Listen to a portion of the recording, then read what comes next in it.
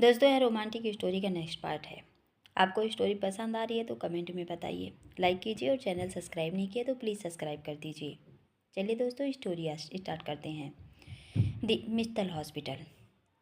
दीवान जी ने अच्छा जी को पहले रिसोर्ट जाने से मना कर दिया और उन्हें वहाँ अनिकेत जी को फ़ोन कर सीधा हॉस्पिटल ही बुला लिया। अक्षत अपने केबिन में बैठे दोनों दोस्तों का वेट कर रहे थे कि उनकी नज़र एकदम से सामने लगी टीवी स्क्रीन पर पड़ी। राजेंद्र जी को केशव और पायल के साथ एक बार फिर से अपने हॉस्पिटल में देख वो सोच में पड़ गए। अच्छा जी खुद से बुदबुदाते हुए कहते हैं, गोहाल साहब, बच्चों के साथ हॉस्पिटल में कहीं सुरेखा की तबीयत तो फिर से खराब, या फिर ऐसा तो नहीं कि करण अंकी के रिश्ते को लेकर उनका मन बदल गया। कहीं उनके मन में माँ की ममता तो नहीं जाग उठी। आखिर वो भी एक माँ ही हैं। शायद अपने बच्चे की खुशी का एहसास हो गया हो कि उनके बेटे की खुशियाँ मेरी बेटी से जुड़ी हैं। लेकिन अगले ही पल एकदम से अच्छा जी अपना सर झटक कर कहते हैं, नहीं नहीं, ये असंभव है। सुरेखा जैसी औरतें इतनी आसानी से अपना हट नहीं छोड़ सकती। मैं भी ना फालतू में बेमतलब की झूठी उम्मीद पाल रहा हूँ। 15 दिन बाद अंकी दिशु की शादी है। माना मेरी पसंद शुरू से करण था, लेकिन अब कुछ नहीं हो सकता। इस वक्त मेरा करण के बारे में सोचना भी गलत है। मैं अपने लड्डू की भावनाओं को कभी ठेस नहीं पहुंचने दूंगा। उसने मेरे एक बार कहने पर बिना कोई सवाल जवाब किए बात का मान रख अंकी का हाथ थामा है। अब भले ही सुरेखा मान भी जाए, लेकिन मैं अपने फैसले से कभी नहीं हटूंगा। अंकिता की शादी दिशांत से हर हाल में होगी। मेरे बच्चों की खुशियों के बीच कोई सुरेखा करण नहीं आ सकता। अच्छा जी खुद के मन को तसल्ली दे रहे थे, लेकिन नज़रें अभी भी राजेंद्र जी के हर पर हॉस्पिटल में बढ़ते कदमों पर टिकी थी, जिससे उनका दिल बड़ी जोरों से धड़क रहा था। वहीं दिमाग में सुरेखा की तस्वीर कौंध रही थी। उनका मन अशांत होने लगा। वो अपनी चेयर से उठ यहाँ वहाँ घूम हाथों को रख करते हुए गहरी नज़रों से राजेंद्र जी के चेहरे को पढ़ने की कोशिश करने में लगे थे। ठीक उसी वक्त खिड़की के आते तेज हवा के झोंके से टेबल पर रखी हुई उनकी पत्नी आशा की फोटो जमीन पर गिर पड़ी, जिससे तस्वीर का कांच टूटकर किरचों में बिखर गया। कांच टूटने की आवाज़ सुन अच्छा जी तुरंत पीछे मुड़ते हैं कि उनकी नज़र आशा की फोटो पर पड़ती है, जो कांच के टुकड़ों के बीच पड़ी हवा में फड़फड़ा रही थी। आशा की टूटी फोटो देख वो फुर्ती से दौड़कर बेख्याली में उनकी फ़ोटो उठाते हैं कि उनके हाथ में कांच के महीन टुकड़े समा गए, जिससे हथेली से खून रिसने लगा। लेकिन उन्हें अपने बहते खून की रत्ती भर परवाह नहीं थी। ये कह सकते हैं कि अपनी पत्नी की तस्वीर को फर्श पर कांच के टुकड़ों में बेतरतीबी से लहराते देख उनका ध्यान अपने दर्द और चोट पर गया ही नहीं, जबकि हथेली से लगातार रिश्ते खून से उनकी व्हाइट शर्ट भी लाल रंग में रंगने लगी। अक्षत अधीर हो फोटो को अपने सीने से लगा व्याकुलता से कहते हैं, हे भगवान, मेरे बच्चों की रक्षा करना। ये कैसी और किस अनहोनी का संकेत है ईश्वर। आज इतने वर्षों से ये तस्वीर मेरी टेबल पर रखी है। मेरे केबिन में आते ही यहाँ की खिड़कियाँ खुल जाती हैं। बारिश की तूफानी हवाओं में भी कभी ये तस्वीर अपनी जगह से नहीं हिली, लेकिन आज एक हवा के झोंके से यूं बिखर गई। वो घबराते हुए कहते हैं, भगवान, अब क्या करने वाला है तू? मेरी बच्ची के साथ तूने शुरू से अन्याय किया है। बचपन से अपनी खुशियों से कोसों दूर रही है अंकी। पहले तूने उसकी माँ को छीन लिया, लेकिन मेरी छत्र छाया में रहकर उसने अपना गम भुला खुश रहना शुरू किया। लेकिन फिर उसे तूने एक और झटका दिया, जिसे उसने दिल से चाहा उस लड़के का साथ उसके नसीब में नहीं लिखा। और अब मेरे लड्डू को नहीं नहीं, अब कुछ अनर्थ मत करना उसके साथ। भगवान, बहुत बर्दाश्त किया है मैंने अपनी बच्ची के लिए, लेकिन अब यदि तूने उसकी किस्मत के साथ खिलवाड़ किया तो मैं टूट कर बिखर जाऊंगा। मेरी बच्ची भी टूट जाएगी। अब की बार वो तेरा दिया दर्द सहन नहीं कर पाएगी। रहम कर भगवान, रहम कर।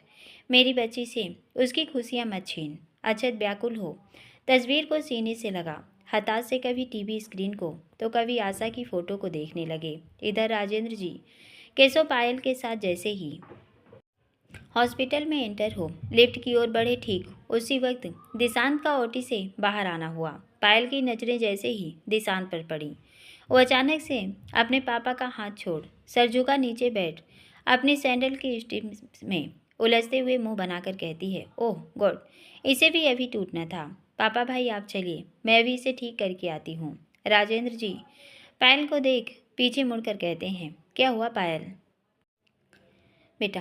पायल हल्की सी मुस्कान लेकर कहती है, कुछ नहीं पापा, वो सैंडल की एक स्टिप निकल गई। आप चलिए, मैं बस इसे सही करके आती हूँ। भाई ऐसा करिए ना, आप पापा को बस एक बार अंकिता से मिलवा दीजिए। पापा उन्हें कहेंगे तो वो मान जाएंगी। उसके बाद हम अंकल को इनविटेशन दे देंगे। केशव भी उसकी बात का समर्थन करते हुए कहता है, पायल ठीक कह रही है पापा, आइए हम पहले अंकिता से मिल लें। पायल तो जल्दी से ऊपर आ जा बेटा। पायल मायूस सा चेहरा बनाकर कहती है, जी भाई। इधर राजेंद्र जी का केशव के साथ बात करते हुए लिफ्ट में जाना हुआ। उधर दिशांत का भी उसी लिफ्ट में बढ़ना हुआ। राजेंद्र जी के जाते ही पायल हल्के से अपनी नज़रें उठाकर देखती है, लेकिन दिशांत उसे कहीं नज़र नहीं आता। वो अपने दिल पर हाथ रखकर कहती है, थैंक गॉड बाल बाल बच गए। मम्मी ने मना किया था फंक्शन तक अकेले में इनसे मिलने का। ये भूल से भी इन्होंने मुझे देख लिया होता तो यहीं सबके सामने बिफर जाते। इनकी नज़रें मुझ पर पड़े उससे पहले ही मुझे अंकल से मिलना होगा। एक बार कैसे भी करके मुझे अक्षत अंकल से बात करनी है। पायल झट से उठ यहाँ वहाँ चोर नज़रों से देखती है। इस वक्त हॉस्पिटल के उस फ्लोर पर पेशेंट भी काफ़ी भीड़ थी। हर कोई अपने काम में व्यस्त था। इसी मौके का फ़ायदा उठा वो झट से दूसरी लिफ्ट से अच्छा जी के केबिन की ओर बढ़ जाती है। इधर केशव और राजेंद्र जी दिशांत से बेखबर अपनी बातों में व्यस्त थे। दिशांत ने ओटी से निकलते वक्त अपने मुंह से मास्क नहीं हटाया था, इसलिए शायद केशव उसे पहचान नहीं पाया। लेकिन स्पेक्स से झांकती उसकी गहरी नज़रों और हैंडसम पर्सनालिटी के पायल से कोई चूक नहीं हुई उसे पहचानने में। आखिर था तो वो उसका पहला प्यार। कहते हैं ना, पहले प्यार का तो एहसास ही काफ़ी है। लाखों की भीड़ में भी हम उस शख्स की खुशबू, उसके एहसास को भांप लेते हैं जो दिल की गहराइयों में रूह तक बसा हो। भले ही दिशांत इस बात को नहीं मानता था। ये नहीं था कि पायल को लेकर उसके मन में एहसास नहीं थे। कहीं न कहीं पायल की नज़दीकी से डॉक्टर साहब कई बार बेचैन हुए थे। उनके करीब जाने पर उसे अलग ही अनुभूति होती है। यदि अक्षत उसे अंकिता के साथ रिश्ते में नहीं बांधते तो हो सकता है वो पायल से अपने प्यार का इजहार कर बैठता। लेकिन फिलहाल अभी के जो हालात थे वहाँ स्थिति बिल्कुल विपरीत थी। राजेंद्र जी केशव को देखते हुए कहते हैं, केशव बेटा, न जाने क्यों मुझे कुछ ठीक नहीं लग रहा। उस बच्ची के सामने मैं क्या मुँह लेकर जाऊँगा? कैसे उसे फंक्शन का निमंत्रण दूँ? कैसे कहूँ कि वो अपनी शादी के चंद दिन पहले उस लड़के के घर फंक्शन में आए जिसे उसने दिल से चाहा था? केशव बेटा, करण और अंकिता का शादी से पहले यूं एक दूसरे के सामने आना क्या ठीक रहेगा? तुम्हारी मम्मी की जिद और झूठी शान ने उस बच्ची का दिल, उसके अरमानों को रौंद दिया। मैं तो यहाँ आने के पक्ष में बिल्कुल नहीं था, लेकिन तुम्हारी मम्मी और पायल के कहने पर मुझे यहाँ आना पड़ा। राजेंद्र जी की बात सुन दिशांत के कान खड़े हो गए। केशव अपने पापा का हाथ पकड़कर कहता है, पापा डोंट वरी, आप इस बारे में ज़्यादा मत सोचिए। कन्नू और अंकिता दोनों ही बहुत समझदार हैं। उन्होंने अपनी मर्जी से लाइफ में आगे बढ़ने का फैसला लिया है। मुझे नहीं लगता अंकिता को फंक्शन में बुलाकर हम कोई भी गलती कर रहे हैं। हम एक ही समाज के हैं। ऊपर से अंकिता की बदौलत ही मेरे और आरती के जीवन में खुशियाँ आई हैं। हमारे घर को लक्ष्मी मिली है। आपको दादू बनने की खुशी मिली है। आप बताइए, हम यदि उन्हें इनवाइट नहीं करेंगे तो उन्हें कैसा लगता? आप करण को बीच में न लाकर अंकिता की सिर्फ आरती की डॉक्टर के नाते इनवाइट करिए। देखना वो ज़रूर आएगी। आई थिंक मम्मी और पायल ने पहली बार कोई सही बात कही है। आप बेफिक्र रहिए। अक्षत अंकल और अंकिता बहुत खुले विचारों के ब्रांड माइंडेड हैं। देख लीजिए, आप वो हमारी गुड्डो के फंक्शन में उसे अपनी वेल विशेस देने जरूर आएंगे। राजेंद्र जी हल्की मुस्कान लेकर कहते हैं, शायद तुम ठीक कह रहे हो। मैं ही कुछ ओवर थिंकिंग कर रहा था। दोनों आपस में बात कर रहे थे। इतने में ही लिफ्ट 3rd फ्लोर पर आकर रुकती है। राजेंद्र जी बाहर निकलते हुए पायल को फ़ोन लगाओ, केशव बोलो उसे जल्दी से ऊपर आ जाए। केशव उनका हाथ पकड़कर कहते हैं, पापा आप चलिए, बच्ची नहीं है वो, मम्मी के साथ काफ़ी दिन गुजारे हैं उसने यहाँ, वो सब जानती है, आ जाएगी। और इतना बोल उनका हाथ थामे आगे बढ़ जाता है। वहीं पायल का नाम सुन और इस वक्त उसके हॉस्पिटल में होने की बात सुन दिशांत के कान खड़ी हो गई। वो अपने माथे को रब करते हुए कहता है, ये लोग यहाँ हैं तो फिर वो कहाँ गई? कहीं फिर से ये माँ बेटी कोई खेल तो नहीं खेल रही? पायल के बारे में सोचता हुआ वो तुरंत लंबे डग भरते हुए राजेंद्र जी की साइड से निकल अंकिता के केबिन में आता है। वो गेट खोल अंदर झाँकता है तो उसका केबिन खाली था। वो बड़बड़ाते हुए कहता है, बेबी डॉल इस वक्त कहाँ होगी? आई थिंक नीचे ओपीडी में है। सुबह एक इमरजेंसी केस था, शायद उसी पेशेंट के पास। वो फुर्ती से वहाँ से निकल आगे बढ़ता। केशव उसे देखकर कहता है, एक्सक्यूज मी डॉक्टर, अंकिता जी अंदर ही हैं क्या? दिशांत अपने मोबाइल में देख आवाज़ भारी कर कहता है, जी नहीं, वो एक इमरजेंसी केस में लगी हुई हैं। आपको यदि उनसे मिलना है तो प्लीज़ नीचे ओपीडी के बाहर वेट कीजिए। केशव हल्के से मुस्कुरा कर कहता है, थैंक यू डॉक्टर, आप आइए, हम थोड़ी देर वेटिंग लाउंज में बैठते हैं, अंकिता से वहीं मिल लेंगे और पायल को नीचे ही रोक लेंगे। इतना बोल दूसरी लिफ्ट की ओर बढ़ जाते हैं। उनके जाते ही दिशांत अपना मास्क और फाइल अंकिता के केबिन में रख सामने टीवी स्क्रीन चालू करता है और वो फुर्ती से कैमरे कनेक्ट करके सारे फ्लोर देखता है, लेकिन उसे पायल कहीं नज़र नहीं आती। दिशांत तुरंत बैक रिकॉर्डिंग देखने लगा। कुछ देर में ही उसकी नज़र नीचे बैठी पायल पर जा टिकी। वो अपनी गहरी आंखों से पायल के हर एक मूव को देखने लगा। जैसे ही उसने पायल को अक्षत के केबिन में जाते देखा, उसका दिमाग सुन्न हो गया। वो अपने दांतों की भींचते हुए कहता है, इसका मतलब मैं सही था। इस लड़की ने आज फिर से अपने बाप और भाई की आंखों में धूल झोंकी। सैंडल टूटने का नाटक कर डैड के रूम में, कहीं ये माँ बेटी मिलकर डैड को तो कुछ नहीं।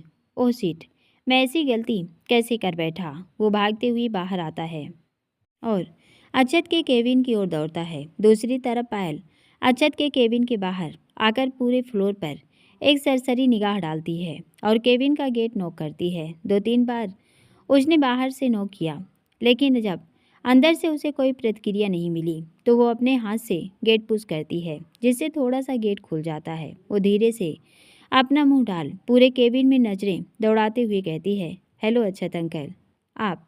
एकदम से उसकी नज़र नीचे बैठे अक्षत जी पर पड़ती है और उसके आगे के शब्द गले में ही अटक जाते हैं।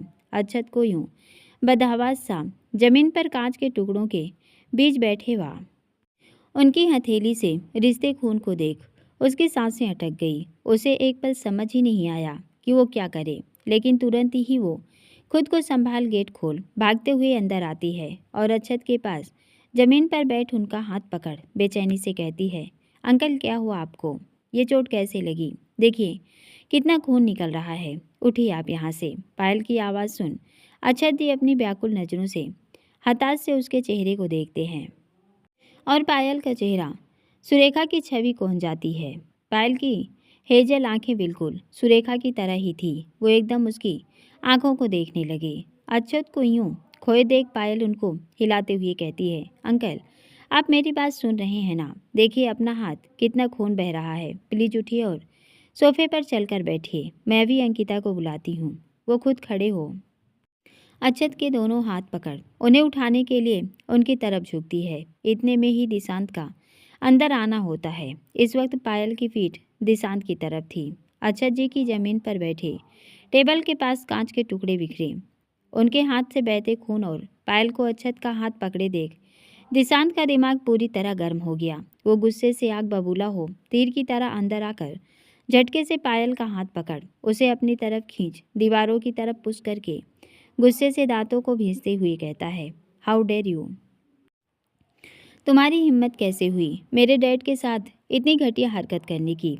इतनी गिर गई तुम पायल की, तुमने मुझसे बदला लेने के लिए डैड को टारगेट। दिशांत को वहाँ देख और उनकी बातें सुन पायल हैरानी से उसकी तरफ देखने लगी। वहीं लड्डू की आवाज़ से अक्षत जी भी होश में आ उसकी बातों का अर्थ समझते हुए अपना मुंह खोलते कि पायल आंखों में आंसू भर कर कहती है, दिशांत आप गलत समझ रहे हैं, वो मैं यहाँ। दिशांत जोर से पायल पर चिल्लाते हुए कहता है, जट सट आप, एक लफ्ज भी गर मुझसे निकला तो मैं भूल जाऊंगा तुम एक लड़की हो। चुपचाप यही खड़ी रहो, इंच भर हिली तुम तो फिर देख लेना। तुम्हारे पापा और भाई इसी हॉस्पिटल में हैं। उन्हें धोखा देकर तुम अपने मकसद को पूरा करने डैड के केबिन में आई, और इतना ही नहीं, उन्हें अकेले देख डैड के साथ इस तरह की हाथापाई, ये खून कांच। अपना सर पकड़ कर कहता है, उफ कितनी घटिया लड़की हो यार तुम, अपने बाप समान डैड के साथ। उफ कैसे तुम्हारे दिमाग कितना घटिया सोच सकता है, एक बार भी शर्म नहीं आई तुम्हें ये गलत हरकत करते। वो गुस्से से उसे अपनी उंगली दिखाकर कहता है, पायल तुमने मेरे डैड के साथ इतनी गिरी हुई हरकत की है ना, तो रुको अब तुम्हारे काले कारनामे तुम्हारे घर वालों को दिखाता हूँ। तुम्हारे पापा और भाई इसी हॉस्पिटल में हैं, आज वो खुद तुम्हारी करतूत अपनी आंखों से देखेंगे। लेकिन पहले अपने डैड की चोट पर मरहम लगा दूँ, फिर इत्मीनान से तुम्हारा इलाज करूँगा। वो गुस्से से कांपते हुए, आज तुम्हारा किस्सा ही खत्म करना पड़ेगा मुझे। दिशांत की बातों को सुन जहाँ पायल की आंखों से आंसू बहने लगे, वहीं अक्षत की है आंखें हैरानी से बड़ी हो गई। वो कभी पायल के चेहरे को तो कभी दिशांत की बातों को समझने का प्रयास करने लगे। वो दिशांत का हाथ पकड़ते हुए खड़े हो कुछ बोलने के लिए होंठ खोले, उनसे पहले ही पायल दिशांत के पास आकर कहती है, लड्डू।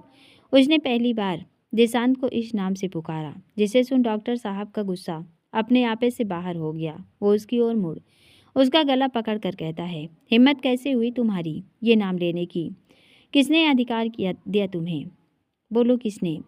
अपनी औकात में रहकर मेरा नाम लेना, समझी।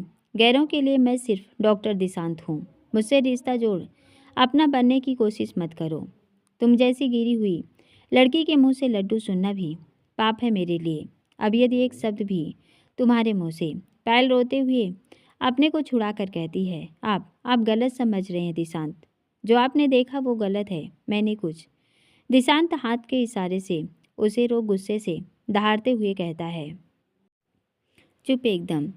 अपनी सफाई अपने बाप के सामने, उसका वाक्य पूरा भी नहीं होता। अच्छा जी गुस्से से चिल्लाते हुए कहते हैं, डॉक्टर दिशांत आप कब से बदतमीज हो गए। दिशांत अपने डैड की आवाज़ सुनकर कहता है, डैड ये लड़की आपको हर्ट। अक्षत जी गुस्से से कहते हैं, इनफ दिसु इनफ, तमीज भूल गए क्या तुम, अपने से बड़ों को किस लहजे से पुकारा जाता है। गोयल साहब के लिए इतना चीप वर्ड आप बोल कैसे दिया तुमने, क्या यही सब सिखाया है मैंने। इतनी घटिया भाषा बोलते हुए तुम्हारी जीभ नहीं लड़खड़ाई। दिशांत अधीर हो कहता है, सॉरी डैड। वो गुस्से में निकल गया। प्लीज़ आप शांत रहिए और इत्मीनान से बैठिए, देखिए कितना खून निकल रहा है हाथ से। पहले मैं आपकी बैंडेज कर दूं, फिर हम इस लड़की को देखेंगे। अच्छा दिशांत के हाथ जटा गुस्से से कहते हैं, क्या देखोगे लड्डू, बताओ तुम क्या देखोगे। बिना सोचे समझे किसी पर इल्ज़ाम लगाना भी मेरी नज़र में अपराध है, और आज तुमने वही किया है। जानते हो इस बच्ची के रूम में आने से पहले ही मुझे चोट लग गई थी, समझे तुम। अक्षत जी के मुँह से सच सुन दिशांत हैरानी से कहता है, लेकिन डैड मैंने अपनी आंखों से। अक्षत उसे उंगली दिखाकर कहते हैं, तुमने सिर्फ पायल को मुझे उठाते देखा, उसके अलावा और क्या देखा लड्डू, जो तुमने इस बच्ची पर इल्ज़ाम लगा दिया। जानते हो ये बच्ची मुझे देख घबरा गई थी, मेरी हालत देख अंकिता को बुलाने जा रही थी कि तुमने आकर बिना सोचे समझे हंगामा कर दिया। वो गुस्से से दिशांत को देख पायल की तरफ मुड़ते हुए कहते हैं, बेटा दिशु ने तुम्हारे साथ जो बिहेव किया उसके लिए मैं शर्मिंदा हूँ। अक्षत जी हाथ जोड़ अपने बेटे की तरफ से, मैं तुमसे माफ़ी। पायल एकदम से उनका हाथ पकड़ नम आँखों से कहती है, ये क्या कर रहे हैं आप अंकल, सॉरी मेरी वजह से इशू क्रिएट हुआ। अपने हाथ जोड़, मेरे पापा और भाई आपको गुड्डो के फंक्शन के लिए इनवाइट करने आए थे अंकल, और मुझे आपसे कुछ बात करनी थी, इसलिए मैं आपके केबिन। पायल की बात सुन दिशांत फिर से गुस्से से कहता है, क्या बात करनी थी तुम्हें डैड से, बोलो। दिशांत की लाल आंखें और गुस्सा देख पायल की आंखों में आंसू आ गए। वो अपनी बात का जवाब न देकर अपनी नज़रें चुराते हुए कहती है, अंकल हम चलते हैं। इतना बोल आगे बढ़ती अक्षत गहरी आवाज़ में कहते हैं, पायल बेटा आप बात करने आए थे मुझसे, तो अपनी बात रखो मेरे सामने।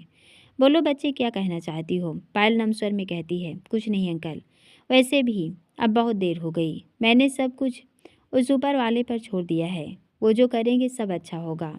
आपको अंकिता की शादी की एडवांस में बधाई हो अंकल। और दिशांत की ओर देख, भगवान इनकी जोड़ी सलामत रखे, उन्हें हर वो खुशी मिले जिस पर उनका हक है। इतना बोल फुर्ती से दिशांत की साइड से निकल बाहर चली जाती है। पायल के जाते ही दिशांत गंभीर आवाज़ में कहता है, डैड ये लड़की बिल्कुल अपनी माँ के जैसे चालाक और शातिर। उसकी बात भी पूरी नहीं हुई कि अच्छा जी ने गुस्से में आकर दिशांत के गाल पर एक थप्पड़ रसीद कर दिया। वो गुस्से से उस पर चिल्लाते हुए कहते हैं, क्या जानते हो तुम दिशांत सुरेखा जी के बारे में, जो तुम्हारी जुबान पर इतनी घटिया शब्द। दिशांत अधीर हो कहता है, डैड आप नहीं जानते क्या, ये वही सुरेखा और पायल हैं जिनकी वजह से बेबी डॉल को उसका प्यार। एकदम से वो बोलते हुए रुक गया। दिशांत व्याकुलता से, डैड इन दोनों माँ बेटी ने मिलकर करण और अंकिता को अलग किया है। अच्छा जी गहरे स्वर में कहते हैं, दिशु ये पुरानी बातों को दोहराने का वक्त नहीं है। करण अंकिता का रिश्ता जब जुड़ा ही नहीं तो किसी की वजह से भी रिश्ता टूटा हो, मुझे अब उससे कोई फर्क नहीं पड़ता। मैंने तुमसे पहले भी पूछा था और आज आखिरी बार पूछ रहा हूँ, ये तुम्हारे मन में कोई और लड़की बसी है तो तुम बेफिक्र होकर अभी भी मुझसे कह सकती हो, क्योंकि इतने दिनों से मैं जो देखकर भी नज़रअंदाज कर रहा था वो आज के तमाशे और तुम्हारी बातों ने मेरे शक को यकीन में बदल दिया। तुम्हारी बातें और पायल का मुझसे बात करने आना, लगता है तुम्हारा और उसकी बातों का आपस में गहरा संबंध है। अभी के लिए तुम यहाँ से जाओ। गोयल साहब किसी भी वक्त आते होंगे, उनके सामने मैं कोई सीन क्रिएट करना नहीं चाहता। रात को डिनर टेबल पर मेरे प्रश्नों के जवाब के साथ तैयार रहना। दिशांत उनका हाथ पकड़ अधीरता से कहता है, डैड आपकी आज्ञा की अवहेलना नहीं कर सकता। मैं चला जाऊंगा यहाँ से, लेकिन पहले आपके हाथ की पट्टी करूंगा और उसके लिए आप अपने बेटे को नहीं रोकेंगे। और जैसा आप सोच रहे हैं उसमें लेस मात्र कोई सच्चाई नहीं। आपके सारे सवालों के जवाब मैं अंकिता के सामने दूंगा। और इतना बोल उनका हाथ पकड़ बिठाता है और नीचे रिसेप्शन पर फ़ोन कर वार्ड बॉय के साथ फर्स्ट एड बॉक्स मंगवाता है। कुछ देर में ही वार्ड बॉय अक्षत जी के केबिन में आता है। दिशांत उसे इशारे से रूम क्लीन कर खामोशी से अक्षत जी के हाथ पर बैंडेज कर रहा है। अक्षत जी की हथेली में चुभे उन महीन किरचों को निकालते वक्त उसके हाथ काँप रहे थे। जैसे तैसे उसने पट्टी की और अक्षत की हथेलियों को चूमकर उन्हें देख भावुक स्वर में कहा, अपना ध्यान रखिए, रखा करिए डैड। आपके अलावा मेरे पास परिवार नाम की कोई जमा पूंजी नहीं। अगर आपको कुछ हुआ तो दिशांत का अंत निश्चित है डैड। इतना बोल उनसे लिपट जाता है। दिशांत को इतना भावुक देख अक्षत जी की आंखें भी नम उठी। वो उसे कसकर गले लगाते हुए कहते हैं, अपने मन और दिमाग को शांत रखो बच्चे, शांति से समस्या का हल ढूंढकर उससे निपटो। यूँ बिना सोचे समझे यदि आवेश में आकर गलत कदम उठा लिया तो बेटा भविष्य में पछताने के अलावा कुछ नहीं बचता। जाओ खुद को फ्रेश करके क्लीन करो और अपना काम करो। आज यहाँ जो हुआ वो दोबारा नहीं होना चाहिए दिशु, अंडरस्टैंड। दिशांत गंभीर आवाज़ में कहता है, यस डैड, मैं आगे से पूरा ध्यान रखूँगा। इतना बोल वहाँ से चला जाता है। और दिशांत के जाते ही अक्षत जी तुरंत हॉस्पिटल के पियानो को बुलाकर आशा की फ़ोटो को फ्रेम करवाने भेजते हैं और खुद बिजली से सोफे पर बैठ दिशांत और पायल की बातों में उलझ गए। इधर अंकिता अपना इमरजेंसी केस निपटाकर ओपीडी से बाहर आती है तो वेटिंग एरिया में राजेंद्र जी और केशव के देख उसके कदम अनायास ही उनकी तरफ उठ गए। अंकिता को अपनी तरफ आते देख केशव के चेहरे पर स्माइल आ गई। वो राजेंद्र जी का हाथ दबा सामने देखने का इशारा करता है। राजेंद्र जी जैसे ही अंकिता को देखते हैं वो ऊपर मुंह करके होठों में बुदबुदाते हुए कहते हैं, हे बजरंगबली, कुछ चमत्कार कर दे, ये बच्ची मेरे करण के लिए बनी है। मेरी दिली ख्वाहिश है इनका मिलन होना चाहिए। माना अब ये सोचना भी गलत है, लेकिन क्या करूं, इस बच्ची को जब भी देखता हूं तो इसमें मुझे अपने घर की गृह लक्ष्मी दिखाई देती है। मेरे करण की दुल्हन की जो छवि मेरे मन में समाई हुई है ये बच्ची उसमें बिल्कुल खरी उतरती है। जैसे मेरा करण शांत सरल संस्कारी है, ये बिल्कुल उसकी परछाई लगती है। राजेंद्र जी अपनी सोच में खोए हुए थे कि अंकिता उनके पास आकर अपने हाथ जोड़ प्रणाम अंकल। भैया कैसे हैं आप? भाभी और हमारी परी। एकदम से वो बोलते हुए रुककर आई मीन आपकी गुड्डू कैसी है? राजेंद्र जी उसके सर पर हाथ रख बेख्याली में कहते हैं, बजरंग बली तुम्हें हर वो खुशी प्रदान करें जिस पर तुम्हारा हक है। राजेंद्र जी का दिया आशीर्वाद सुन अंकिता दिल में टीस से उठ गई। वो अपने मन में कहती है, अंकल जो खुशी मुझे चाहिए थी, जिस पर मेरा हक था, और तो आपकी पत्नी के कारण कोसों दूर। वो खुद को संभालते हुए झूठी मुस्कान ओढ़ कर कहती है, आप यहाँ कैसे? सब केशव हल्की मुस्कान लेकर कहता है, डोंट वेरी, सब ठीक है।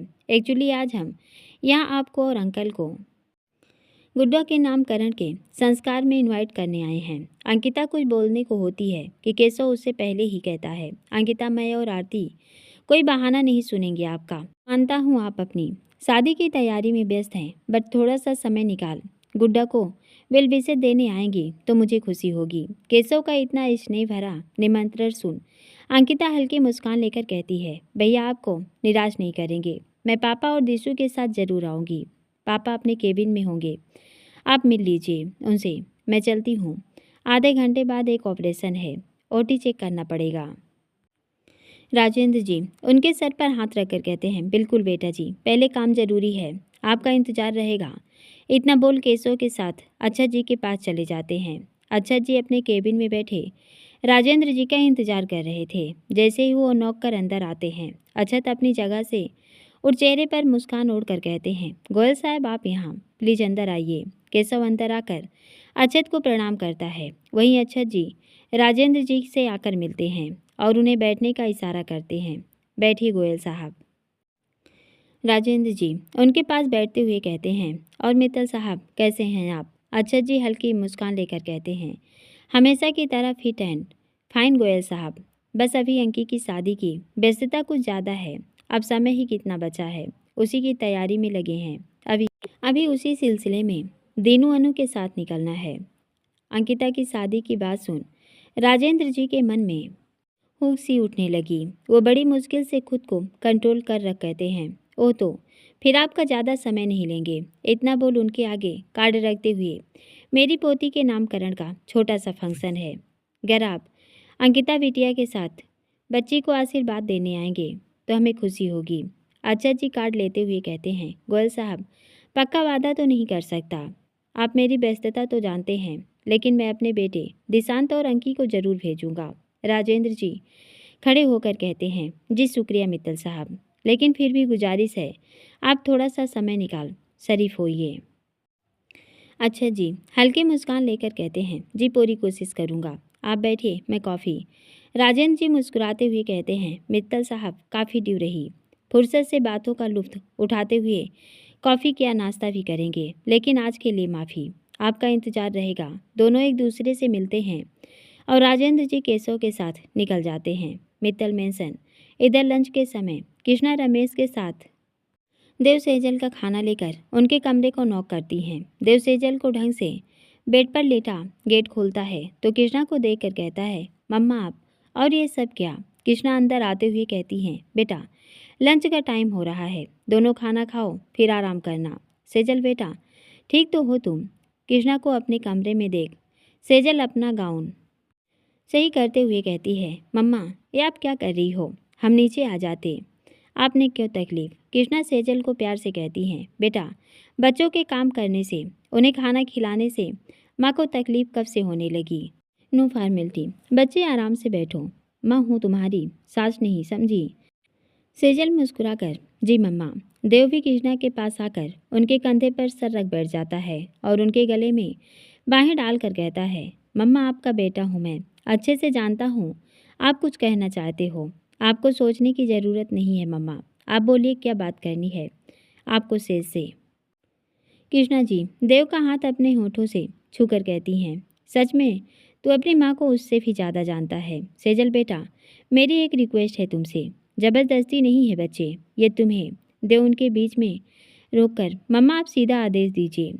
सेजल जी भी देव की हाँ में हाँ मिलाते हुए कहती है, मम्मा आपने संकोच कहिए ना। कृष्णा धीमे स्वर में कहती हैं, बेटा मैं जानती हूँ आज तुम्हारा स्पेशल डे है।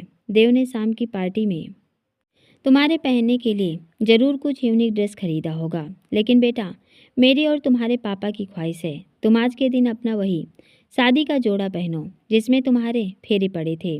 आज ही नहीं बच्चे, अपनी शादी की हर सालगिरह पर तुम वो लाल जोड़ा पहनकर देव के साथ पूजा करो। तुम्हारे पापा हर साल तुम्हें आज के दिन उसी रूप में देखकर आशीर्वाद देना चाहते हैं। कृष्णा की बात सुन सेजल देव के चेहरे पर मुस्कान आ गई। वो दोनों एक दूसरे को मुस्कुराते हुए देखने लगे। कृष्णा जी दोनों को देखकर कहती हैं, क्या हुआ, तुम दोनों ऐसे हंस क्यों रहे हो? देव उन्हें सामने सोफे के पास रखी टेबल की ओर इशारा करते हुए कहता है, मम्मा वो बॉक्स देखिए जरा। आप जानते हो आपकी बहू भी यही इच्छा थी। सेज ने आज से 15 दिन पहले ही मुझे बोल दिया था कि वो आज के दिन अपनी शादी का जोड़ा पहन वैसे ही तैयार होगी जैसा आपने उन्हें गृह प्रवेश पर देखा था। उन्होंने सब कुछ पहले से निकाल कर रखा है मम्मा। देव की बात सुन कृष्णा की आंखें नम हो गई। उन्होंने सेजल को अपनी बाहों में कस लिया। वो उसका सर चूम कर कहती हैं, जीती रहो मेरी बच्ची, सदा सुहागन रहो, तुम दोनों की जोड़ी अमर रहे, खूब खुश रहो मेरे बच्चों। इतना बोल देव को भी गले लगा लेती हैं। कृष्णा ने अपने हाथ से देव सेजल को खाना खिलाया और उन्हें आराम करने का बोल खुशी से चहकती हुई नीचे मीना के साथ शाम की तैयारी में जुट गई।